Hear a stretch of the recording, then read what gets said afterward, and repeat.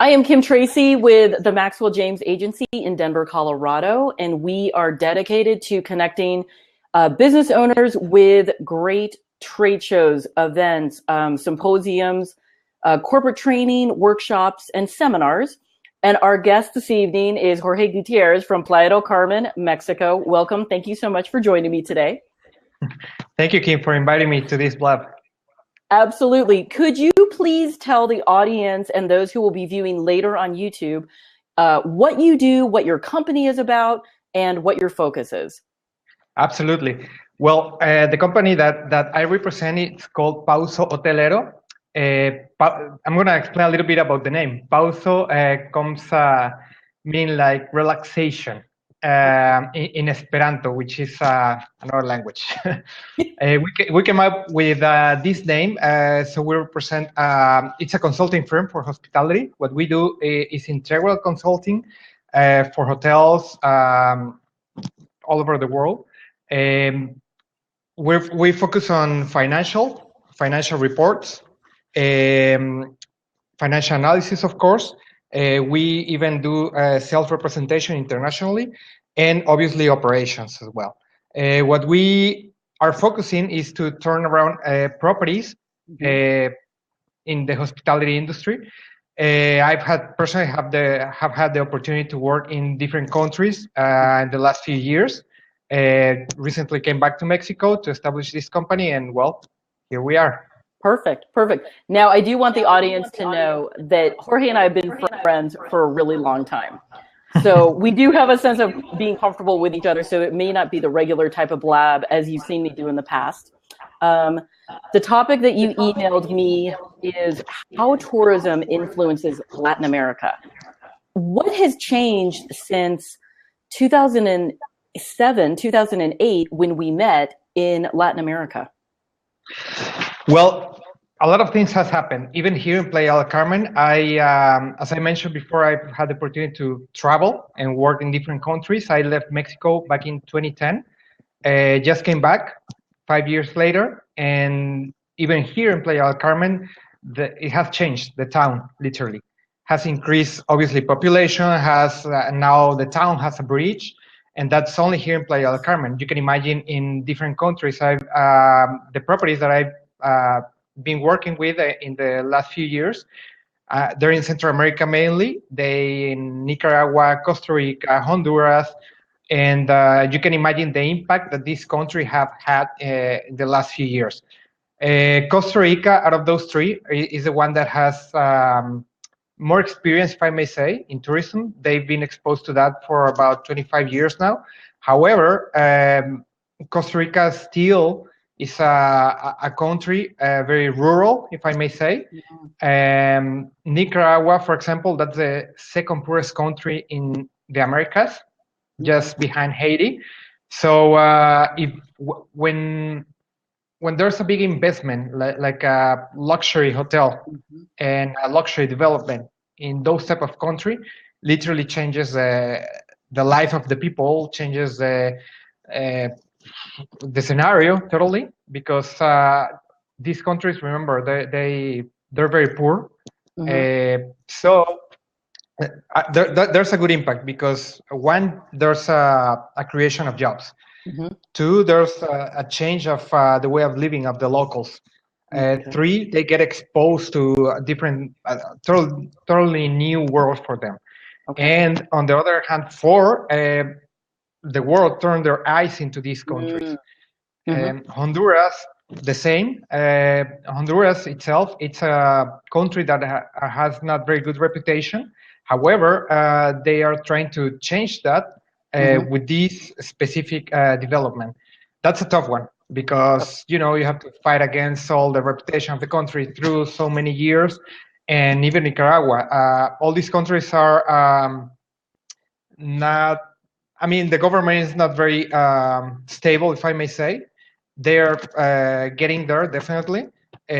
Reason I went there is because of my previous experience in luxury properties here in Mexico.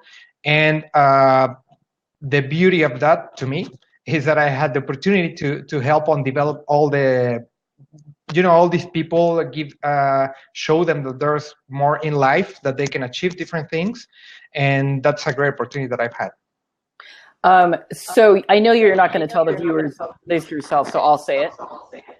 Pretty much every hotel that Jorge has worked at or managed becomes the leading hotel in the region.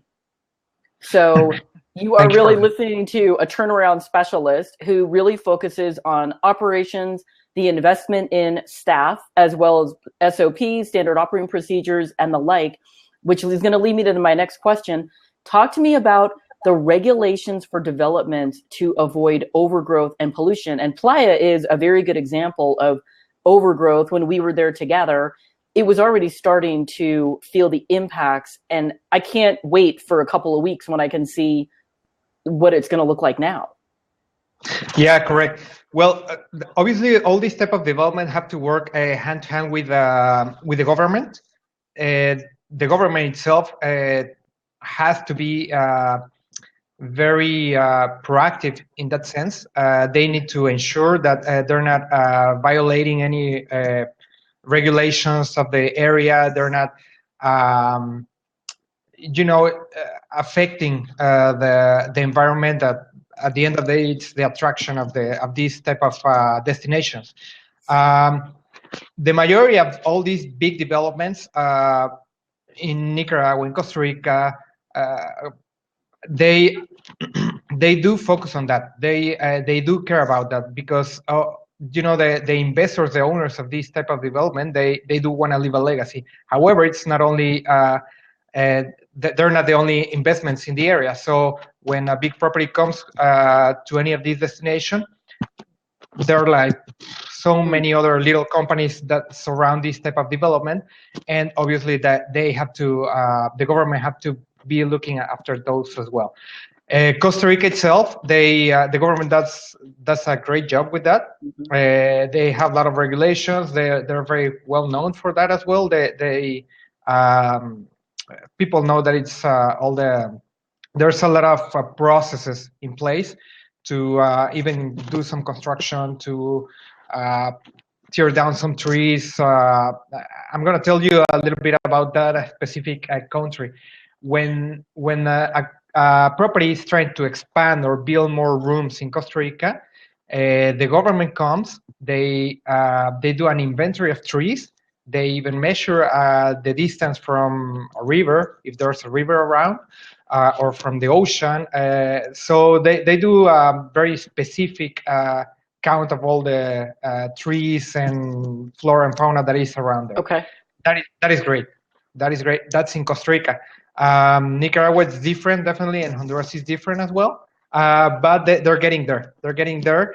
And again, it's about making sure that the investors are on the same page, that they have to understand that the attraction is the destination. It's not the building. It is not about their money or the construction that is behind. It's they have to blend with the nature, with the environment. Okay. Talk to me about your definition of luxury service, and I'm going to have you dovetail into also your definition of a luxury traveler. A lot of people, I was actually quizzing a friend this evening, and I said, what is your definition of a luxury traveler? And he gave it to me, but I'm curious, as the professional, what is your definition, since you've been featured in articles, the properties that you have been affiliated with, you've really turned them around so foreigners are going to come to those destinations. Yes, well, through the years, luxury has changed as well. It has, well, year over year, more people, there are more rich people in the world, more millionaires. There's more people literally in the world. There's more travelers. So all the travelers, they have become more discerning year over year. It's not only now that you see maybe one luxury property in one destination. So the access to luxury has increased in the world. Now, if you see it on the hospitality perspective and how we offer service to this discerning clientele, so that when it comes the training and the importance of the staff. But the challenge in these countries in Latin America is that well, most of the people involved in service, they have never been exposed to luxury. So how do you make to how do you tell a server, how do you tell a room attendant, how do you tell public areas that they have to, everything has to be impeccable, that everything has to be perfect when they have never seen it before. So you literally have to be working hand in hand with all the levels of the organization, and ensure that they little by little they change their mindset. You literally have to put a chip in their minds, try to push them, yes, definitely, but you have to be patient, you have to be create empathy with them, and ensure that they kind of see the benefit out of that.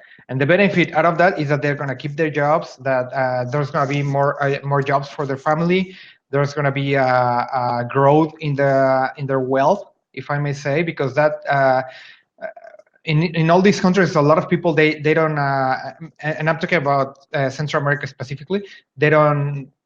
It's a lot of people that they didn't even have a job before all these type of developments. So all of a sudden there comes a luxury resort, golf destination. They don't even know what golf is about, and that's the truth. So when you that's when the management team and all the supervision team has to work hand on hand, and bring that information into the team, into all levels.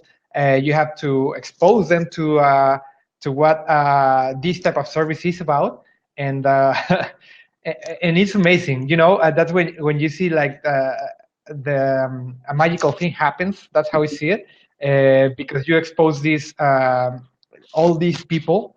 They are tremendous. They're hard workers. They're committed. They really want to grow. They really want to learn.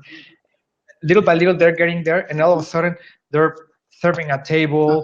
They know a tasting menu, for example. They know about wines that they've never heard before in their lives.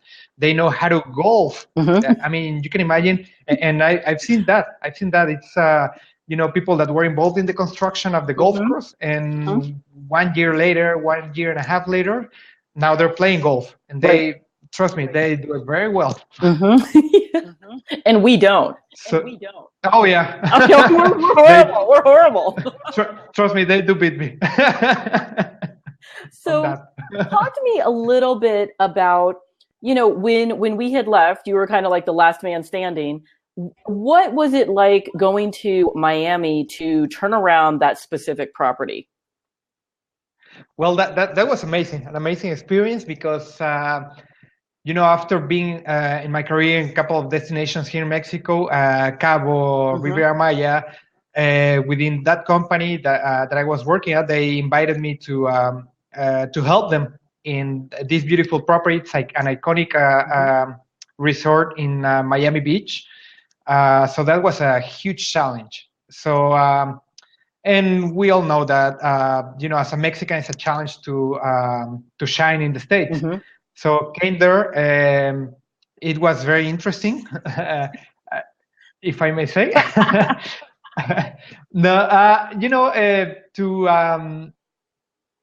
To blend. At the end of the day, Miami is a Latin destination. However, it's different in the culture. The Cuban culture than the Mexican culture is very different, and to get to blend with the team, to create a team, and every property that I've been to, I don't get there and try to change the staff or change the management or all the executive committee or anything like that. I try to work with the people that we already have, with the staff that we have. Try to get the best out of them. Obviously, meet with every leader of the team. Get to know their needs, their expectations. I give them my expectation, And when I do that, we come with a common goal that has to obviously meet the expectation of the company, the expectation of the corporation, and then we work together on that. In Miami specifically, it was tremendous. When I got there, the property was in number 24, if I'm not wrong, on TripAdvisor. Yeah. After the first year, we brought it to number 2. It was amazing. It was amazing. We were able to reduce the turnover, of the property tremendously. And Miami, trust me, it's a top destination because I mean, you're talking about servers that they make over 80,000 a year. So, I mean, if they don't like their job, they get another job next door, literally. So you have to motivate them and make them fall in love with the idea, with the goal, with the objective of the company. And that was it was a lot of work. Miami is not easy, being honest, but the company also was very supportive to me. They gave us all the tools to work with, and well, all the marketing side, the sales team, they did an amazing job, and we received a couple of awards there. Okay. It was amazing to watch you take that hotel from 24 to number 2, because that's virtually unheard of to do in 1 year. And it's kudos to you and the staff. What about when you went to Costa Rica? Now, all of a sudden you're in a country that you've never been to before, except to interview. And you're actually by the volcano. You're not by the ocean. So if I remember incorrectly or correctly, you were like, they're cows. I'm looking at cows, right? Correct. Yeah, Costa Rica is very, very, very rural. I mean, it's a country that it is beautiful. It is beautiful, as everybody knows. When you hear Costa Rica, you only imagine like jungle, like monkeys, like toucans, and stuff like that. And it literally is that. That's the beauty of the country. I mean, even the roads is very tough to get around in the country. It's a very small country, very, very small country. But to get to one destination to another one, it takes about 2 to 3 hours, more or less. And and I'm telling you, like windy roads and very, very, very wide roads, not big ones.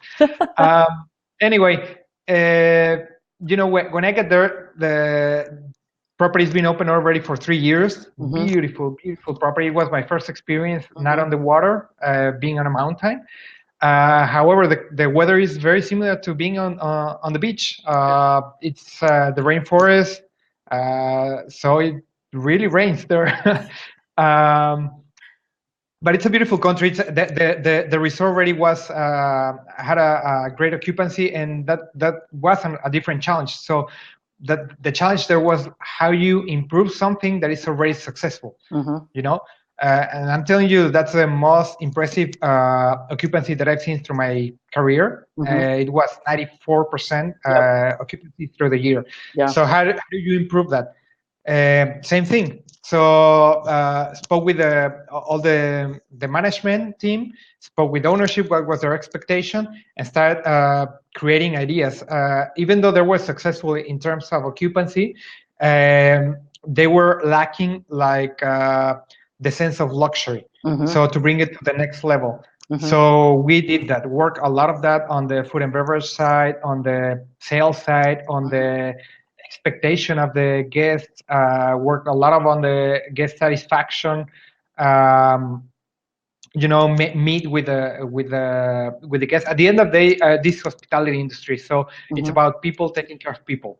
So implemented a lot of things like tasting menus. I worked a lot with the chef, with the F&B team, because Costa Rica is not a country that is known by their culinary culture. So got to develop that. And to develop that, and not with people that have not been exposed to that, they don't have that taste in their mouth, literally.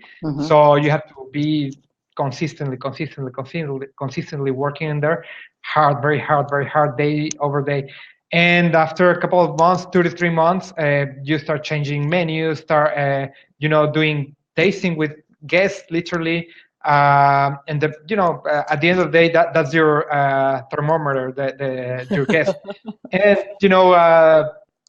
you do initiatives. Some of them they work, some others they don't.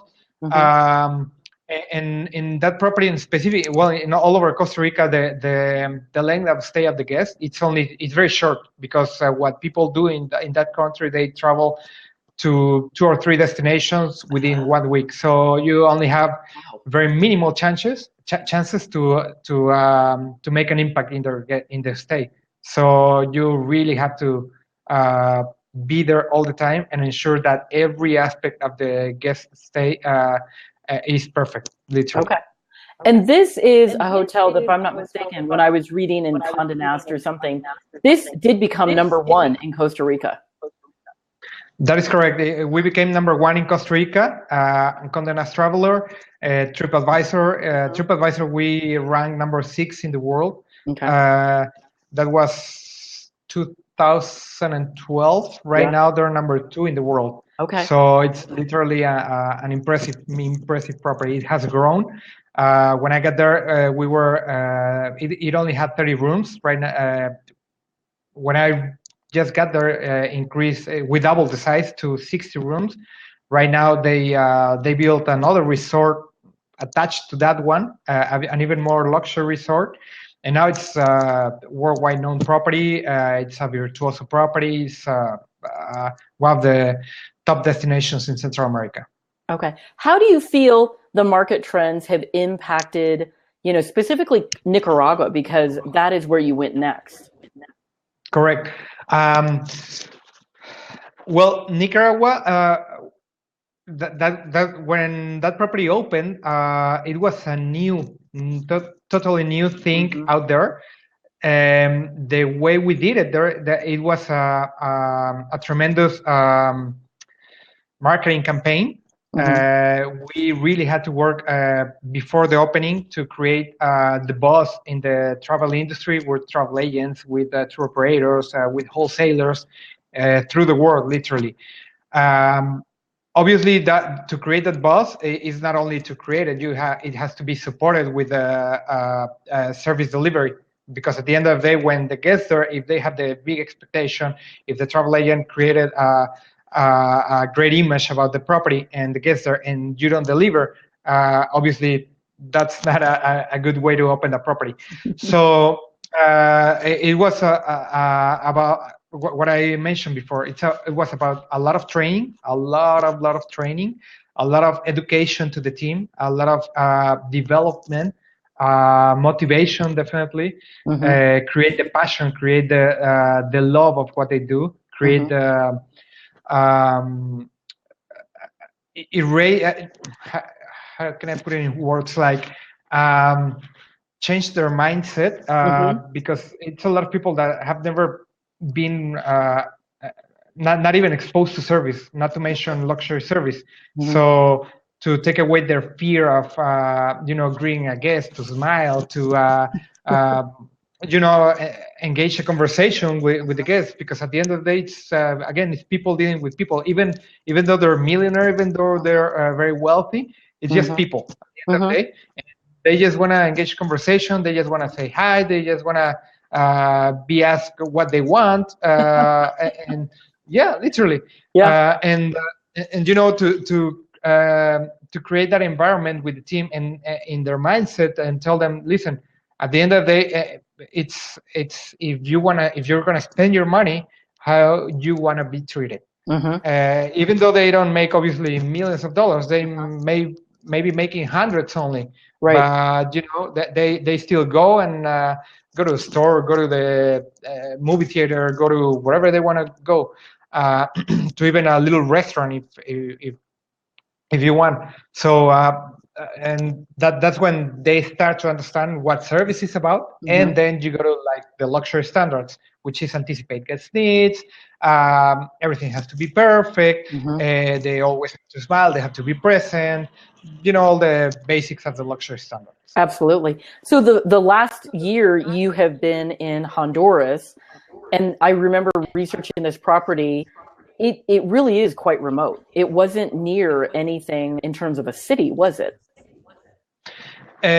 No, it is it was in a town that was that actually just celebrated their 100 years of the town. That town was so you can imagine it's a very very small town. The population there is like, I don't know, 30,000 people in that little town. So to put this beautiful property there with a golf course, signature golf course, a designer golf course, again with people that never been exposed to that, a new destination. The closest big city was San Pedro Sula, which is not very well known to being a safe city in the world. So when you go to a travel agent or to a tour operator, oh, come and visit us. It's a beautiful property, gorgeous. Oh yeah, how did you get there? Oh, you have to fly to San Pedro Sula. I said, what? But at the end of the day, it's about the experience, about the new destination. It's about that specific property. The philosophy, it was very similar to the one in Nicaragua. It was to develop the town, to create jobs, to change the way of living of the town, and obviously position the country in the hospitality industry worldwide. What that means, it means that you had to hire, the majority have to be locals. Right. You can't bring your team from Mexico, your team from the States. So, no, you can't. You have to work with what you have there. You have to develop them. You have to create that sense of belonging into the team and blend it with the company. It was great. It was great. The Honduran people, they're amazing. Learned a lot from them. Yeah. They're very committed. They're very, very hard workers. They love what they do. We even were able to bring the PGA Tour to Honduras. Not even Costa Rica has that. So it was it's a big deal. The largest sports event in the history of the country. Oh my! And gosh. To be part of that, it's amazing. Even the president of the country went there and delivered the trophy to the winner of the tournament, and everyone talked about it. And the most amazing thing is that the president of the PGA Latin America, when he left, literally told us that we blew their socks away. Even more than the tournaments here in Mexico. So you can imagine, it was the first time in the country, so it was amazing. And I'm very, very, very, very thankful with all the team, everyone involved there, because it was rough, but we did it. It was rough. I remember the stories. Oh yeah. Oh my gosh. So now that you have opened your own company, you're back in Playa del Carmen.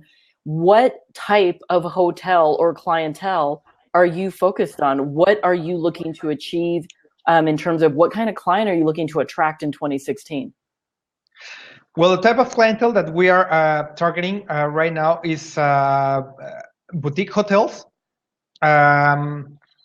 because not all it's a trend in the industry, the boutique hotels. So there are so many around, specifically here in Riviera Maya.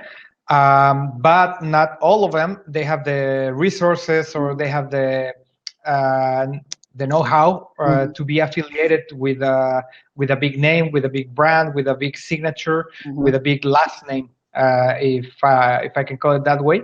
So, but they do have the bones to be there, hand in hand with those properties, because there are so many small and beautiful properties around. Even in all these countries in Central America, South America, and the Caribbean, all over literally. So it's to give that access to these owners, to these managers, to be par on par with the large properties that have access to big budgets, big expenses, big investments. Here with Pauso Hotelero, what we're trying to do is to give them access to that world. We offer international representation in sales. We offer them financial consulting. We offer them operational consulting, which means all the departments from F&B to reception to bell staff to room attendants to everyone. And that also involves ownership, because ownership, what they want is to have a profitable property. So we have to work hand in hand with all the staff and ownership to get their properties to that. Absolutely.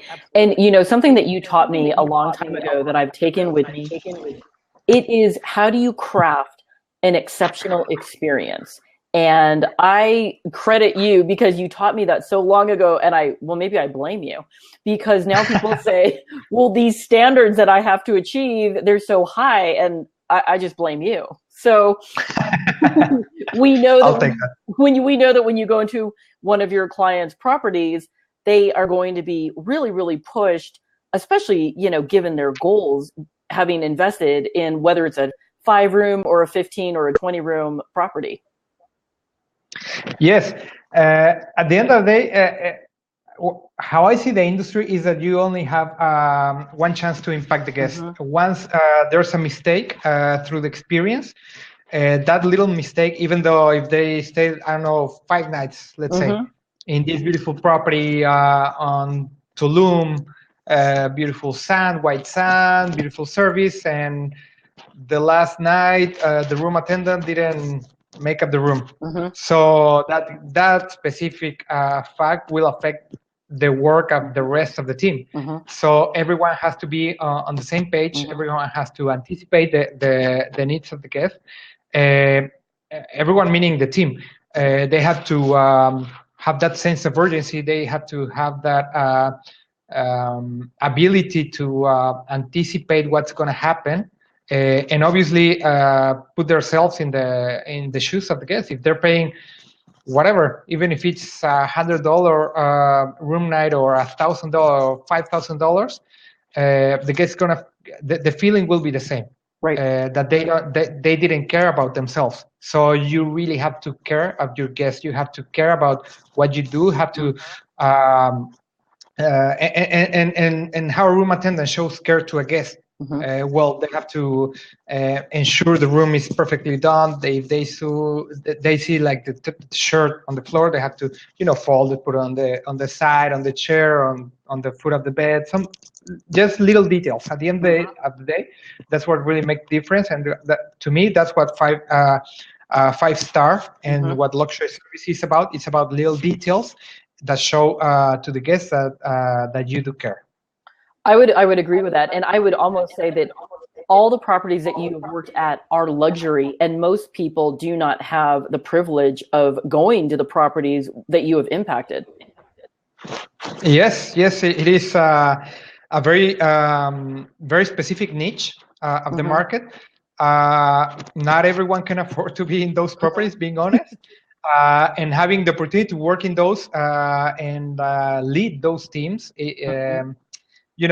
being exposed to that world makes you also very discerning with yourself, literally. And you know what? That also is something that I really like about what I do. That people, the staff, they start learning and improving themselves, and that they take it to their homes. So at the end of the day, if they see it day to day, they'll bring it to their homes. They will have a cleaner home. They will have cleaner towels, if I may say, from a room attendant or a server.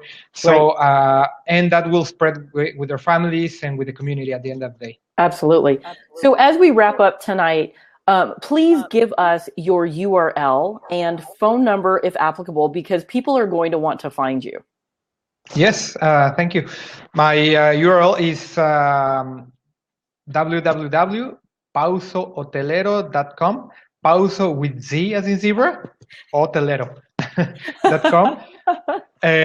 My phone number is country code 52-984 150-0084. Perfect. And for individuals watching this YouTube video, if you would like to book Jorge for a workshop, a seminar, or anything of that kind, please contact me through www.maxwelljames.net. Thank you so much for spending your evening with me, and I look forward to seeing you in a couple weeks. Can't wait to see you here. Thanks okay. for your time. Thank you. My pleasure. All right. Bye-bye. Ciao.